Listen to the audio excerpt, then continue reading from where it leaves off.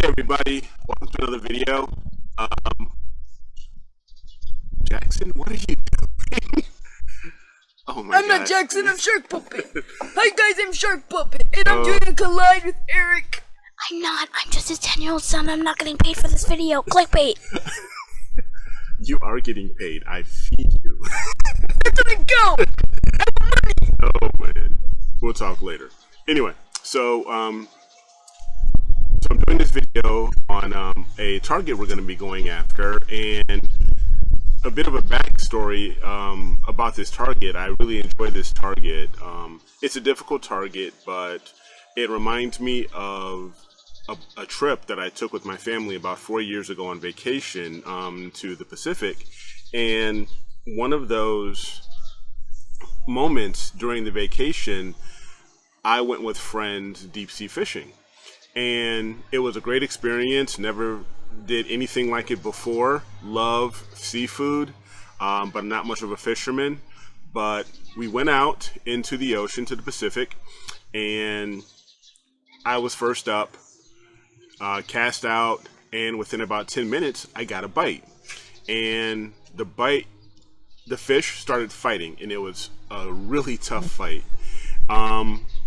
Lasted for about, I don't know, another 15-20 minutes. But when we started bringing it in and we started noticing what it was, I couldn't believe it when my friends told me it was a shark. Me! It was one of my cousins. Yeah, it was one of your cousins. He was gonna eat one of my cousins. It was incredible, just to think about catching an actual shark. So that brings me up to what we're going to be doing this evening. We are actually going to be hunting a shark.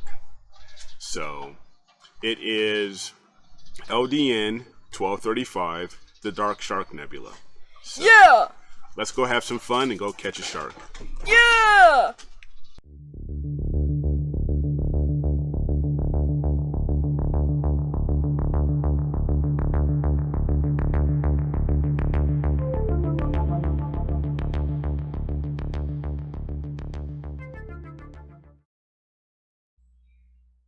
Hey everyone, thanks for stopping by.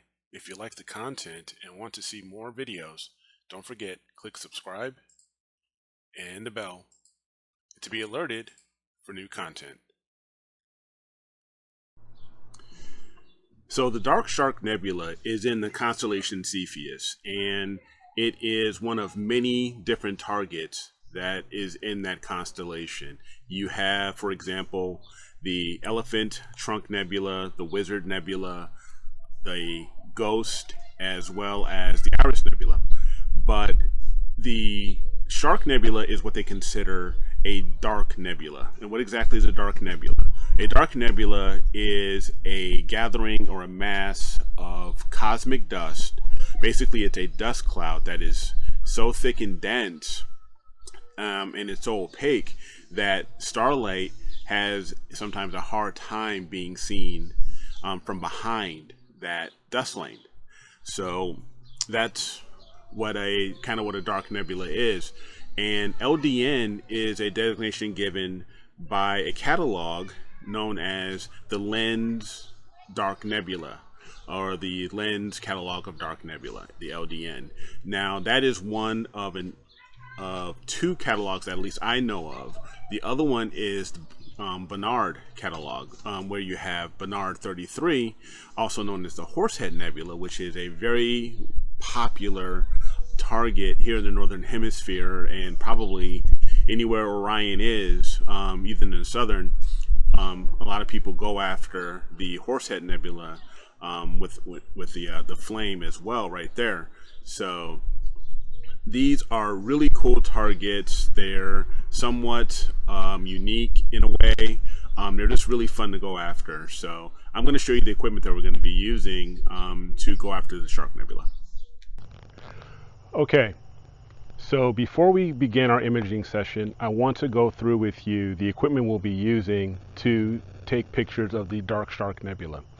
Now, one of the most important, if not the most important piece of an astrophotography rig is the mount. and I actually have a new mount. This is the Ioptron CEM60. This is what they call a center balanced mount. And what that means is that the payload, the RASA here, and everything on top of it, its weight is placed at the center of gravity of the mount itself. Now that does two things. One, it makes the mount and the entire setup much more stable, because with most other mounts, the weight is towards the front of the mount. This one, it's in the center. Also, other than stability, it's lighter. This weighs about 30 pounds compared to my previous mount, which was about 55 pounds. So it's much easier to move around. It can make it easy for star parties if you decide to take this mount out to a star party and set it up there. On top of, or actually below the mount, this is the Ioptron Tri-Pier. This is basically a hybrid of a pier and a tripod, and the way this is designed, it also makes it very stable for what we're doing. Now, coming to the fun stuff, the telescope and the cameras. I am, of course, using my Celestron RASA 8. This is at 400 millimeters at f2. The imaging camera is the ZWO ASI 294 MC Pro. And the filter that I'm using is a broadband luminance filter. It is the Optolong L Pro, and this is a 2-inch filter. Pull it out here. It is a 2-inch filter, and it is great for fighting light pollution, city lights. It is, if you're using mono, it's a great luminance filter. It's just hands down, it's just a fantastic filter. So let me go ahead and put that back here. And I'm using a Star Arizona filter slider that's customized. You can buy these, but they're customized specifically for the RASAs, but you can use them on other setups.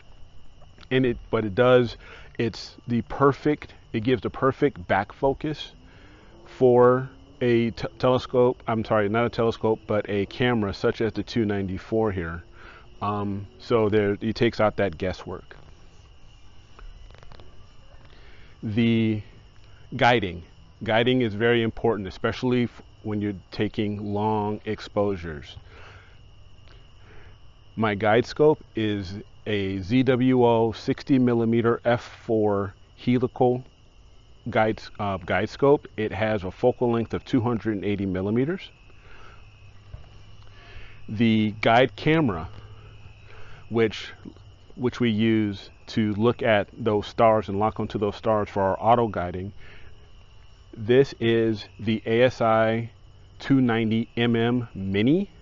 I do have another guide camera, the ASI 120 Mini, and there are big differences with these besides price. This is a 2.1 megapixel camera, whereas the 120 is 1.2. This has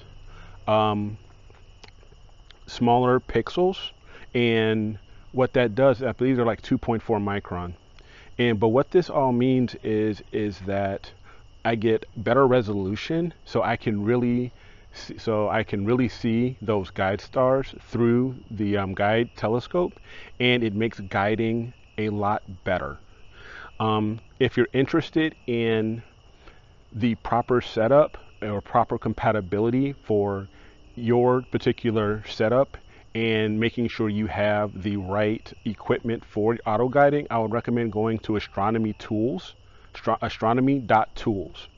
and they have a guide scope compatibility calculator where you can enter in your imaging telescope and camera, as well as your guide scope and the guide camera. And what it does, it gives you a ratio to tell you how well or close to 1 you will be guiding. So with my setup right here, my guiding ratio is 1:1. So it's right there, it's perfect. So this is a great combination of guide scope and guide camera with imaging scope and imaging camera to manage all of the night things I need to do, such as plate solving, polar alignment, capturing the images, calibrating, taking calibration files, everything I need, as also taking care of the power. I use the ZWO ASI Air Pro. Now this, it has 4 12-volt DC outlets that you can plug equipment into. So currently I have my camera, my telescope itself. The Rasa has a cooling fan, so I have that on there. Back here, if you can see it, is the EAF. It's this little red guy here. That is an electronic autofocuser that's plugged into here. And we also have, of course, the dew heaters. The dew heaters, so those are on here as well. And you can control everything as far as the power management from within the ASI Air Pro. So basically this is what we're going to be using for tonight's imaging session. A couple things to know about going after targets such as the dark nebulas. They are something where many people that I've read from several people, such as in cloudy nights, they recommend going after dark nebulae if you're either have good seeing or if you're in a dark site, such as if you're in a Bortle 3 or lower. I myself am in the suburbs. I'm in a Bortle 5. So we're going to see how this all goes. So I'm looking forward to, just getting some images. Now, one thing you'll also need to do once you get your rig and everything set up is you'll need to make sure everything is balanced. Even before you put your mount on your tripod or your pier in this case, or tri-pier, what you want to make sure is one, that your mount or the pier is balanced. Okay, you want to make sure your tripod is well balanced, and that the mount, once you put it on, it's pointing north. Okay, because especially if you're in the northern hemisphere, you're depending on the North Star, Polaris, and that is what the star we use to polar align because the Earth's rotation. Because we rotate, not really the stars. The mounts follow that rotation. So you want to be pointing north and being very well balanced. And also, speaking of balancing, you also want your mount well balanced. You want your declination and your right ascension well balanced. So I'll give you an example. I'll show you what you do, how to balance. I already have this balanced pretty well, but I'll show you at any rate.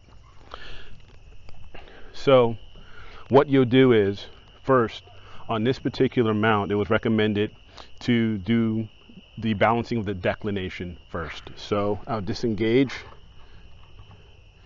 the declination, and then you want to make sure this is nice and balanced. Now I'm betting it's because of this guy. Yeah, let me just unplug, because I use an Ethernet backbone to connect to my home network. So, but as you can see now, it is perfectly balanced. That's what you want. You want your declination in perfect balance. So we'll go ahead and re-engage this.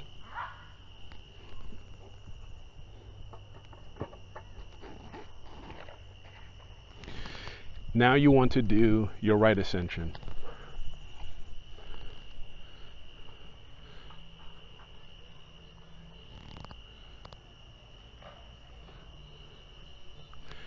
One thing about the CEMs, these are magnetically locked. So let me pull this up here.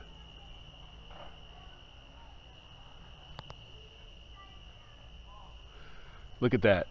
Here, let me make it a little bit better. Sorry, guys. A bit better there. That's balanced. Now, another thing that I tend to do is I will release the declination and make sure that I am balanced both in declination and in right axis, right ascension rather, at the same time.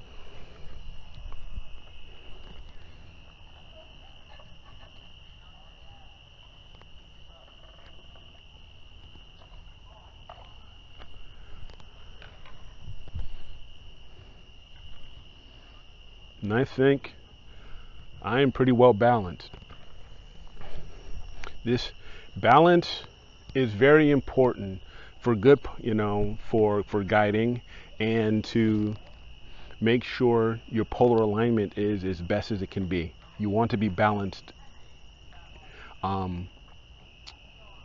both ways, declination and RA. And make sure that your tripod or tri-pier is level. That's also very important. Okay, so I think we're good there.